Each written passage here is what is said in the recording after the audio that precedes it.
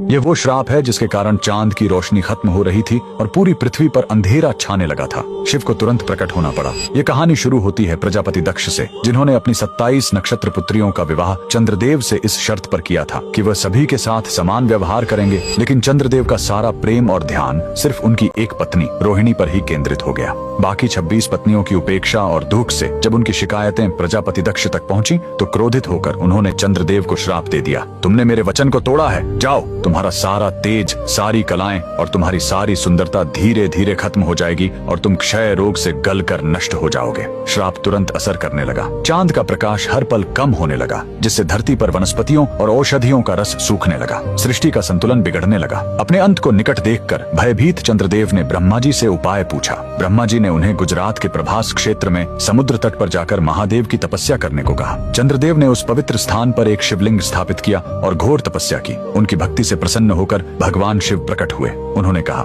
मैं दक्ष के श्राप को पूरी तरह खत्म तो नहीं कर सकता, लेकिन उसका प्रभाव कम कर सकता हूँ। शिव ने वरदान दिया, तुम कृष्ण पक्ष में 15 दिन क्षीण होगे, लेकिन शुक्ल पक्ष में 15 दिन फिर से पूर्ण हो जाओगे। उन्होंने चंद्र को अपने मस्तक पर धारण कर लिया और चंद्रशेखर कहलाए। और जिस ज्योतिर्लिंग की चंद्र ने पूजा की थी वो सोमनाथ, सोम यानी चंद्र के नाथ के नाम से प्रसिद्ध हुआ। और यही सोमनाथ मंदिर भारत का पहला ज्योतिर्लिंग आज भी गुजरात के वेरावल में उसी समुद्र तट पर शान से खड़ा है, जहाँ चंद्रदेव ने श्राप से मुक्ति पाई थी। लेकिन रुकिए, इस मंदिर का एक और रहस्य है। यहाँ मौजूद बाण स्तंभ यह बताता है कि यहाँ से लेकर दक्षिणी ध्रुव तक समुद्र के रास्ते में कोई जमीन नहीं है। भगवान शिव के भक्त कमेंट में हर हर महादेव जरूर लिखें।